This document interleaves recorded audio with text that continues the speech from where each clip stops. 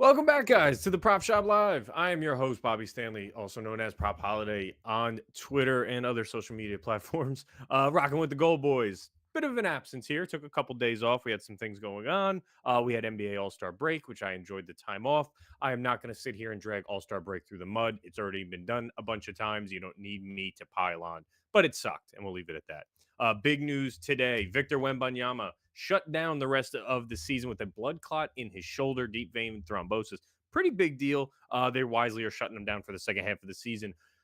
Hope he gets better. What are the impacts of that going forward? Stephon Castle, Rookie of the Year took tickets. If you got it, they look damn good. I saw as bad as not as bad, but as high as minus 200. There's some. I think there's a minus 145 out there.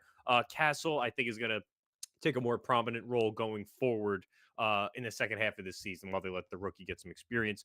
Wemby hopefully gets better, and then we'll see him next season. Defensive Player of the Year award. He had it locked up. It was like minus 2,200.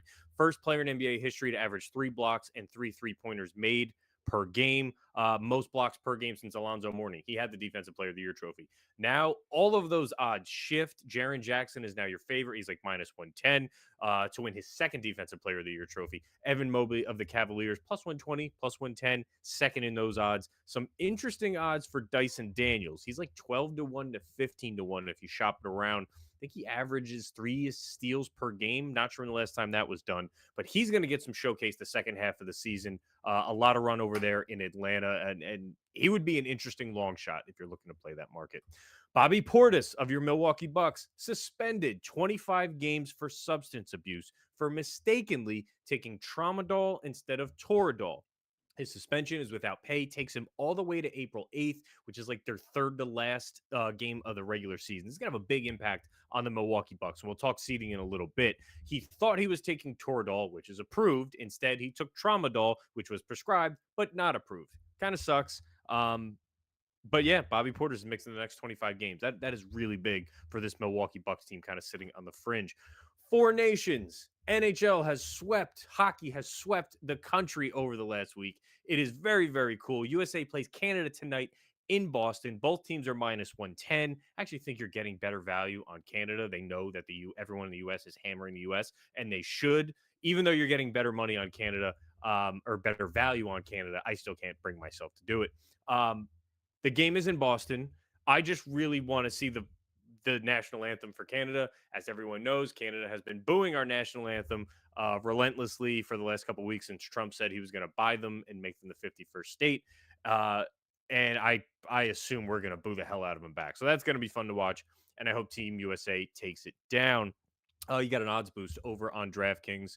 I think it's like a 30% SGP boost. I could share mine. I'm not a hockey handicapper, but I tend to throw stuff out there if it's for the country.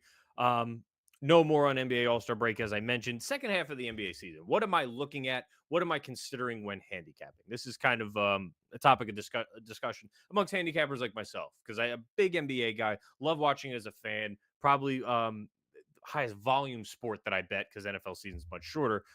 But what's changing for me? Well, the tanking teams. I expect the tanking teams to commit to tanking, and you're going to see a lot of weird lineups and rotations as a result of that. Maybe they're going to sit some of their big name guys. So down towards the stretch, maybe we see less D'Angelo Russell for the Brooklyn Nets. I'm probably not going to bet any type of Zion Williamson after the first week of March for the Pelicans. The Jazz never really pack it in, but they're going to have some weird rotations. Remember, we can't bet on guys on two-way contracts anymore, thanks to Jonte Porter. So that takes some fun out of it that I normally would look forward at the second half of the season. As far as the good teams, teams that weren't impacted by the trade deadline, I'm expecting their rotations to shrink. Instead of playing 8, 9, 10 guys you see in a night, they're going to start preparing for the playoffs. Maybe not right away, but as we get into that March time frame, you're going to see rotations get to about 7 or 8 max. Minutes matter when you're handicapping player props. Minutes matter a lot when you're handicapping player props. And then the teams obviously who made big moves or some type of moves to impact their top 8 or on the trade deadline, they're going to be playing those through the next few weeks. So just a lot to monitor. Always monitor that injury report. It's the first thing I open every day when I'm handicapping NBA. I'm very excited to see what the Raptors look like now that they've added Brandon Ingram. I don't expect them to rest. I expect them to be a tough out the rest of the season. They're going to want to see who are they keeping? Who's a part of the future of this franchise? And who doesn't fit? Whether that's Emmanuel Quickly, whether that's RJ Barrett, what can they get for Scotty Barnes? Brandon Ingram's their guy. They paid him. And let's see how the rest of that roster shakes out. So the Raptors will be a fun team to watch. I expect the Heat to make some type of push to go from the 9 seed to probably around the 6, 7 seed in the East. That's pretty big. Pacers sitting at the 4 seed. I think they're going to regress a little bit. And the Bucks now with that Bobby Portis news, they I think are going to fall off. Probably get into that play-in. The Magic I think will play better than what we've seen.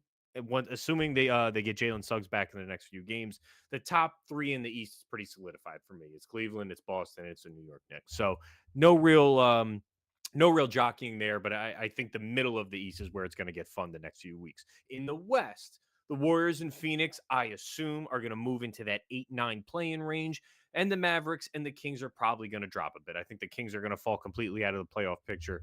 Mavericks, Anthony Davis is out at least another 2 weeks. We'll see how that.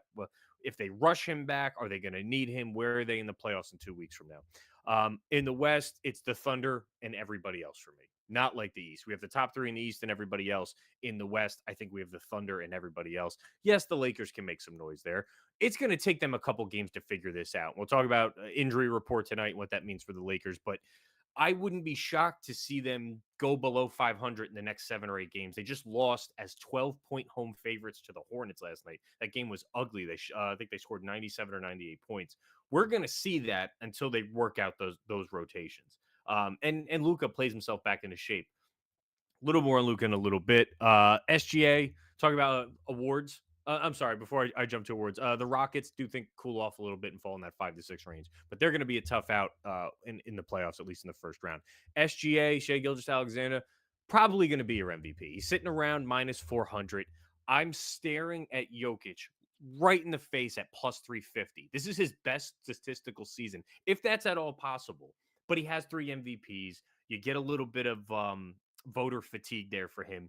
But somehow this is his best season on paper, and he's second in, and he's already has 3, and he's plus 350. I may have to put half a unit on it just because I think he deserves it. He's been incredible this season. Malik Beasley, 6th man of the year, plus 500, worth a sprinkle there. Your favorite's Peyton Pritchard. Second is escaped me off the top of my head, but Beasley at 5-1, I think is worth a shot there. In my opinion, as of today, as of February 20th, your NBA Finals is the Oklahoma City Thunder and the Boston Celtics. I do think the Celtics can take down the Cavs, although they're a great story this year. Kenny Atkinson, runaway coach of the year. Celtics win in 6. Let's talk about tonight before I get too ahead of myself. Big name injuries tonight. Luka Doncic out. Jared Vanderbilt also out for that Lakers team. LeBron is questionable. Before you go gung-ho on that game, I would wait and see what LeBron's status is. They're gatekeeping a lot of those um, tertiary pieces. I haven't seen a Gabe Vincent line, haven't seen a Dalton Connect line, haven't seen a DFS line. Everything is waiting on what LeBron's status is. So Luka out on a back-to-back. I really wanted to see him get some more minutes under his belt and play with those teams. Josh Hart is out for the New York Knicks, which is a rarity for them. LaMelo Ball is out on the second half of a back-to-back after last night's upset. Mark Williams is also out for the Hornets. I think they said conditioning. And then DeAndre Ayton is out for another a few games at least for the Portland Trailblazers. So Donovan Clingan's going to get some run. Maybe take a look at him for Rookie of the Year. He hasn't played enough minutes, but I don't want to bet on Castle at minus 150. I think he wins it. I think he's going to run away with it, but it's just such a mishmash everywhere else. Someone, if they have a hell of a, the next 2 months, they may be able to get their name, maybe get a cash out of it. So Donovan Clingan should get some run there. Let's talk about tonight. I have 3 straight plays for you. One's a ladder. My lotto got sidetracked because Luka Doncic is out. I had no idea he was going to be out. He wasn't on this morning's injury report. But I'll give you what I got, and I'll give you some fill-in pieces. Let's talk about De'Aaron Fox. This is a ladder. So 1 unit, half a unit, quarter of a unit. Put this in last night, gave it out to the Discord, the Prop Shop Discord. Over 5.5 assists at minus 120 for 1 unit. 7+ assists, I got it plus 155. Now his line 6 at over 6.5. It's like minus 105. I got plus 155 last night for a half unit. That's the beauty of the Discord. 10+ assists, plus 900 for a quarter of a unit. All on Bet365. Tickets up on the screen. Oh, Bob, why wouldn't you go double double? His double double was plus 700. Now it's down to plus 500. I got 9-1 on 10 assists. So why? Wemby's out. He was doubtful last night. Now we know why he is out. And it's counterintuitive to think that Fox assists would get better with Wemby off the floor. In a small sample size, it actually did. In 120 minutes with Wemby on the floor, Fox averages 9.3 assists per 100 possessions. 100 possessions, about 36 minutes. You can kind of narrow it down from there. In the 58 minutes that Wemby was off the floor, Fox is averaging 12.6 assists per 100 possessions. My assumption here is he becomes less focused on creating a rapport with Wemby, and he's just playing his game. When Wemby's off the floor, he's the best player on that Spurs team, and he's playing dribble drive, get guys open, getting out in transition, and things start opening up on the perimeter. I guess he's playing more freely. So it is a small sample size in that 58 minutes, but I liked seeing that trend where it gets better in the assist column with Wemby off the floor. Playing the Suns tonight, earlier in the season against the Suns, he had 8 assists, he had 10 assists, so some success there. Jumping on this early, we got 5.5. I'd still play 6.5. And if you can get a double double better than 10 plus assists, I would sprinkle there. I would go a quarter of a unit. So De'Aaron Fox assist ladder right out of the gate. Think about joining that Prop Shop Discord, man. You will get these lines earlier. Going into a New York Knicks play, you got to have a Knicks play. And Josh Hart is out. So what does that mean? It means I'm playing OG Anunoby over 4.5 assists at minus 115. Josh Hart as a rarity is out. So there's not a huge sample size of what does this Knicks team look like, particularly Anunoby in the rebounding column with Hart out. OG played one game with Hart out this season. He had 3 rebounds and 5 rebound chances against the Timberwolves. Minnesota, massive front court. They got Gobert, they got Naz Reid, Jaden McDaniels, and OG in that scenario is following Ant Edwards out in the perimeter. He's further away from the basket. There's less rebound opportunity. I don't put much stock in that one matchup. In tonight's matchup, he gets the small ball Chicago Bulls. I mean, they're littered with guards. Lonzo, Ayo, Kobe White, Trey Jones, Kevin Herter. If I look at the front court, it's Buzelis, it's Jalen Smith, it's Vooch, and it's Giddy. So nothing that's telling me OG can't get in there and grab some rebounds, some contested rebounds. His numbers recently have not been great, meaning he's only hit this in 3 of his last 10, but I read his potentials. 13 potential rebounds or rebound chances, 10 rebound chances, 9 rebound chances, 12 in 4 of the last 5 games. So he's around the rim. He just wasn't getting it done. Now he plays the Bulls, who are 29th in rebounds allowed and 3rd in pace. So tons of opportunities there. I love this 4.5 line. I think Hart's absence in a guard heavy rotation moves Anunoby against a guy like Buzelis, against a guy like Jalen Smith, who can match up with bigs. OG, the whole praise of OG Anunoby is he could guard your 1 through some small ball 5s. Against the Bulls, he's probably going to be able to do something like that in that 3 to 4 range. So playing closer to the basket, give me OG Anunoby over 4.5 rebounds. It's minus 115. If you got to lay the juice at minus 125, I don't mind it. Bet365, one of my favorite books, as we mentioned with De'Aaron Fox, giving new users a choice of 2 fantastic offers. Either get a safety net bet on your first bet up to $1,000 or bet $5, get 150 in bonus bets. It's your call. Click the link in the episode description to pick the offer that's right for you. You must be 21 plus, 18 plus in Kentucky. Gambling problem, call or text 1-800-GAMBLER. All right, one more straight play for you. And it's an under. And I haven't been giving out unders, but I haven't getting my ass kicked. See a lot of stuff on gambling Twitter about how good they are and this run and that run and my sample size here. I'm having a really shitty February, and I will be the first to admit it. You can follow me on Pickett. I'm completely transparent. So I'm changing some things around. I'm starting to look at things a little bit differently. I'm going to handicap things a little bit differently because you got to break the slump somehow. Dyson Daniels, under 19.5 points and assists at minus 125. I don't like it as much at 18.5. You could probably still get 19.5. Daniels had a recent resurgence, and I think he's benefited greatly from some of the matchups. Spurs, Bucks, Pacers, and Knicks. All of those teams struggle in transition defense. Most of them can't defend spot-up shooters. Magic you're playing the Orlando Magic tonight, complete opposite of that. 7th in transition defense, 1st in defending spot up shooting. I think the Magic come out of All-Star break like a bat out of hell. They need to. They were 4 and 6 over their last 10 heading into All-Star break. They don't have Suggs back yet, but the breaks serve them well. Injuries kind of riddled their first half of the season. They are a playoff team to me. So I expect them to come out with a playoff level intensity, at least on the defensive side of the ball. Since January 1st, 38% of Dyson Daniels' assists have come at the rim, and that's going to be very difficult against the Orlando Magic. They are third fewest field goal attempts in the restricted area over the last 15 games. Hawks are kind of a team in flux. They've added a Karis LeVert. They've added a George Niang. It muddies up the waters a little bit. Yes, Dyson Daniels is going to be out on the floor. He's going to play 30 minutes, 35 minutes.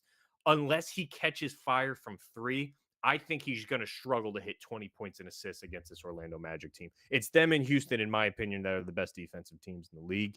And one of them has a fire under their ass, no Orlando Magic. So Dyson Daniels under 19 and a half points and assists. I got it at minus 125. If it gets to 18 and a half, stay away. There's no shame in staying away. Before we go into my lotto stuff, let's hear a couple words from my boy Brad. Wait, before we get back to the picks, I wanted to thank you all for watching. Friends don't let friends watch videos without hitting the like button. So go ahead and press the thumbs up button and like the video. If you're new here and not subscribed, you should go ahead and do so because we're dropping new content each and every day on the GoldBoys Network. We strive to cover every sport and give out picks and analysis and valuable information for free on the GoldBoys Network. So make sure you're subscribed and hit the bell so you can get notified when we drop something new.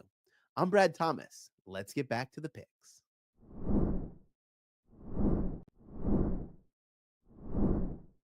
Wait, before we get back to the picks. Yeah. All right, guys. Let's talk lottos. I had a 3-leg lotto over on DraftKings, not the no sweat bet.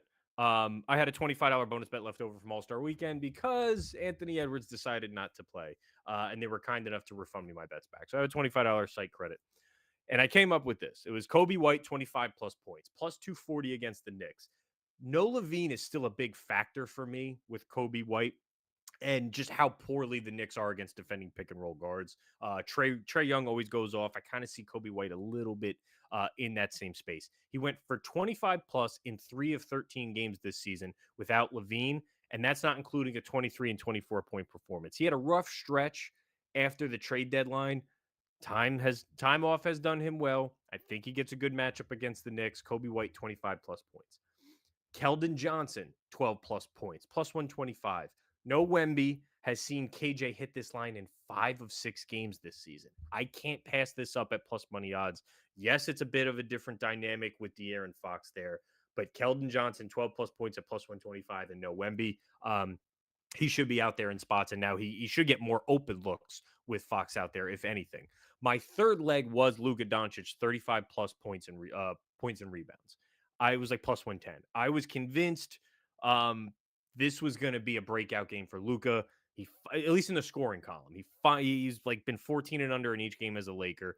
He's playing a back-to-back. He's trying to get himself in shape. I thought this was a really good spot for him against the Portland Trailblazers, especially with no Ayton protecting the rim. And he's out. He was a late scratch. So if you're looking for a couple pieces to fill in here, I use my no sweat bet over on DraftKings. If you want to throw these in, call them parlay pieces, whatever you're building tonight. De'Aaron Fox, 9 plus assists, it's plus 310. We talked about De'Aaron Fox already. I like him. You want to play his alt line. There you go. Paolo Banchero, 30 plus is plus 250. This is a guy who is a 30-point scorer early in the season, in the playoffs, and late last season. He is that guy. He has stumbled mightily since returning from injury. I'm hoping this All-Star break is a reset, but 2.5 to 1 on a guy that should put up 18 to 20 shots in a game. I'm going to take it. I'm going to take it every time, and especially against Atlanta Hawks with no Jalen Johnson. Paolo Banchero 30 plus is something I would throw in. Nick Smith Jr., Charlotte Hornets, 15 plus points, plus 130. No LaMelo Ball tonight. He takes much more higher usage, much more scoring. He would have had a good night last night. He started 0 for 6 against the Lakers. He was just ice cold. I think he airballed his second 3. But him in a back-to-back against the Nuggets, he had 19 against the Nuggets, also in a back-to-back, also with no LaMelo, and I'm going to play him at 15 plus tonight. And then I have some SGP stuff. I think Klingon for 14 rebounds is a good spot without Aiton.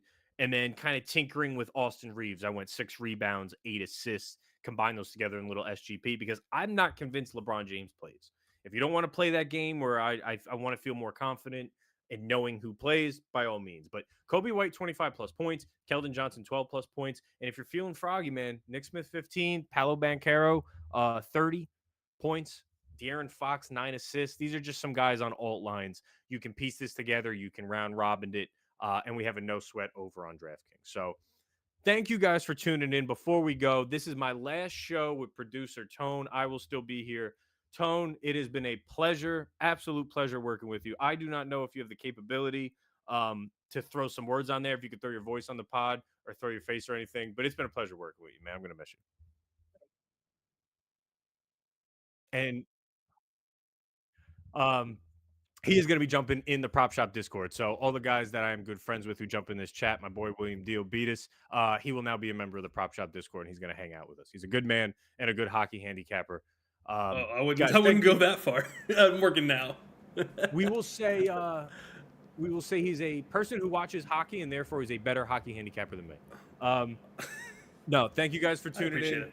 I am going to Disney World with my family, leaving Sunday morning. I will not be back till Thursday. Probably not going to be another show till then, but we will come back. They may have a fill-in for me. Either way, make sure you tune in. Thank you. Best of luck and go USA.